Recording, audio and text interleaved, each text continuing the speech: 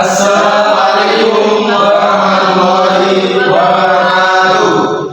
Perkenalkan, kami dari kelompok 4 akan mempresentasikan penggunaan sistem informasi e-learning di SMK Negeri 2 Kota Kediri yang beranggotakan 4 anak. Perkenalkan, saya Rifan Inayat Soba dan teman saya Miftahul Rahman. Dan saya Dimas Kabrianto. Dan saya William Bisa Putra. Baik, saya akan menjelaskan tentang konteks penelitian dari observasi ini. Konteks penelitian membahas tentang latar belakang, tujuan penelitian, masalah yang dihadapi, dan signifikansi penelitian. Yang pertama, latar belakang. Teknologi informasi berkembang pesat di era globalisasi, membawa masyarakat ke era informasional.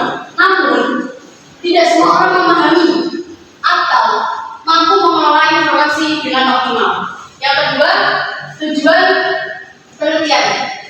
Mengkaji efektivitas penelitian sistem e-learning di SMK Negeri 2 Kota Kediri serta menganalisis bagaimana sistem ini membantu dalam mendukung kegiatan mengajar di lingkungan sekolah. Yang ketiga, masalah yang dihadapi. SMK Negeri 2 Kota Kediri berupaya mengintegrasikan sistem informasi manajemen untuk mendukung pembelajaran e-learning. Yang keempat, signifikansi penelitian. Hasil penelitian ini diharapkan dapat memberikan pemahaman lebih dalam tentang implementasi sistem informasi manajemen dalam pendidikan, khususnya e-learning, sehingga dapat menjadi referensi bagi sekolah-sekolah lain yang berencana mengadopsi sistem serupa. Selanjutnya, metode penelitian. Yang pertama, pendekatan penelitian. Kita penelitian ini menggunakan metode kualitatif untuk memahami bagaimana sistem informasi manajemen e-learning diimplementasikan di SMK Negeri 2 Kota Kediri untuk mengidentifikasi tantangan dan keberhasilan yang muncul selama proses penerapannya. Yang kedua, jenis penelitian. Kita menggunakan jenis penelitian studi kasus, di mana penelitian fokus pada analisis mendalam mengenai implementasi sistem informasi manajemen e-learning di SMK Negeri 2 Kota Kediri. Yang ketiga, pengumpulan data. Ada 3. Yang pertama, kita melakukan observasi. Yang kedua, wawancara. Dan yang ketiga, dokumentasi. Lanjut. Baik, lanjut di metode penelitian. Yang keempat, teknis analisis data. Data dianalisis secara deskriptif untuk mengidentifikasi pola-pola utama dalam sistem informasi e-learning di sekolah. Lalu yang kelima, ada lokasi dan waktu penelitian. Lokasinya berada di SMK Negeri 2 Kota Kediri dan waktunya di jam 1 siang pada tanggal 21 Oktober 2024 dengan fokus pada penerapan harian dan hasil penggunaan sistem selama beberapa bulan terakhir. Lanjut, yaitu pembahasan. Yang pertama, ada definisi sistem informasi manajemen. Yang kedua, definisi e-learning. Yang ketiga, karakteristik e-learning. Yang keempat, pembelajaran dan fasilitas e-learning. Apa sih definisinya? Jadi, di sini sistem yang mengelola informasi secara struktur untuk mendukung pengambilan keputusan dalam pendidikan. Sistem informasi manajemen membantu mengatur data admin dan administrasi. Lalu definisinya, metode pembelajaran berbasis teknologi yang memungkinkan akses materi secara daring, fleksibel dalam waktu dan tempat.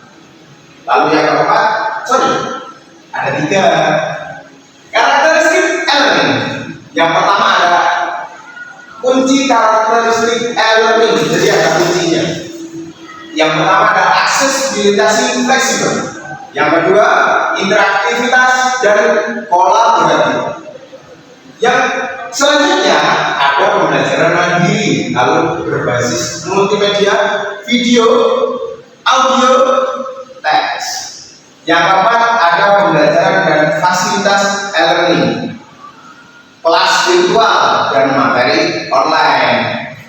forum diskusi dan penugasan, fitur evaluasi dan ujian berbasis sistem. Nah, kali ini pembahasan selanjutnya yaitu terkait keuntungan utama yang dibandingkan pembelajaran tradisional. Yang pertama, aksi yang fleksibel tanpa batasan waktu. Yang kedua, gimana biaya transportasi. Dan yang terakhir, peningkatan kemandirian belajar, peluang personalisasi pembelajaran. Nah, di samping keuntungan pasti ada tantangan. Tantangannya dari yang pertama, keterbatasan pengetahuan teknologi. Yang kedua, motivasi siswa yang rendah. Dan yang terakhir, koneksi internet yang kurang stabil. Berikutnya terkait inovasi pembelajaran di alumni di SMK Negeri 2 Kota Kediri. Yang pertama itu pembelajaran berbasis proyek. Yang kedua pembelajaran kolaboratif dan interaktif. Dan ada komponen di alumni. Yang pertama materi ajar digital. Yang kedua forum diskusi dan interaksi. Dan yang terakhir sistem evaluasi online. Nah, di samping itu koneksi kan tidak stabil. Ini ada cara mengatasi koneksi internet yang buruk dan strategi mengatasi koneksi yang lemah. Yang pertama, penggunaan versi lokal materi. Yang kedua, fleksibilitas jadwal pengumpulan tugas. Yang ketiga, penggunaan teknologi alternatif misalnya belajar file atau PDF dan aplikasi ringan. Dan yang jadi kesimpulannya, penerapan alumni di SMK Negeri 2 Kota Kediri ini telah membantu menyediakan akses pembelajaran yang lebih fleksibel, struktur, dan efisien, sehingga memungkinkan siswa belajar secara mandiri dan apa saja. Sistem ini memberikan manfaat seperti peningkatan fleksibilitas dalam belajar, pengolahan materi yang teratur, dan partisipasi siswa dalam forum diskusi. Namun masih terdapat tantangan yang perlu diatasi seperti koneksi internet yang tidak stabil, kekuatan teknologi yang terbatas, serta metode belajar siswa yang beragam. Oke, terima kasih. Di slide 9 ada saran pentingnya untuk meningkatkan infrastruktur teknologi seperti koneksi internet, perangkat keras, dan perangkat lunak agar sistem e-learning tetap berjalan lancar. Pelatihan berkelanjutan bagi pengajar dalam penggunaan e-learning dan metode digital sangat diperlukan untuk mendukung keterlibatan siswa. Kita menyarankan penggunaan proyek ilmiah, diskusi atau diskusi forum seperti itu. Di slide 10 ada harapan kedepannya. Diharapkan kualitas pendidikan learning ini terus meningkat dengan memanfaatkan sumber daya digital yang kaya. Selain itu, partisipasi orang tua, guru, dan siswa itu sangat perlu untuk mencapai tujuan bersama dan meningkatkan pembelajaran yang efektif di sistem pembelajaran tersebut. Sekian, terima kasih. Nah, sebagai penutup penting untuk kita sadari bahwa e-learning memiliki potensi yang besar untuk mengubah cara kita belajar dan mengajar. Dengan perencanaan yang matang, peningkatan infrastruktur, serta dukungan dari semua pihak, pembelajaran berbasis teknologi akan memberikan manfaat yang maksimal bagi siswa dan pengajar.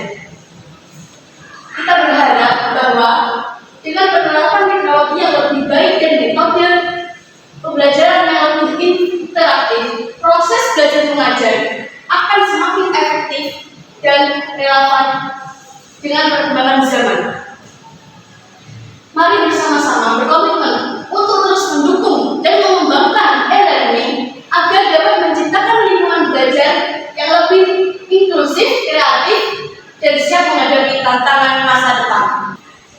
Itu tadi beberapa penjelasan dari kelompok 4 tentang penggunaan sistem informasi e-learning di SMK Negeri 2 Kota Kediri yang sangat-sangat jelas.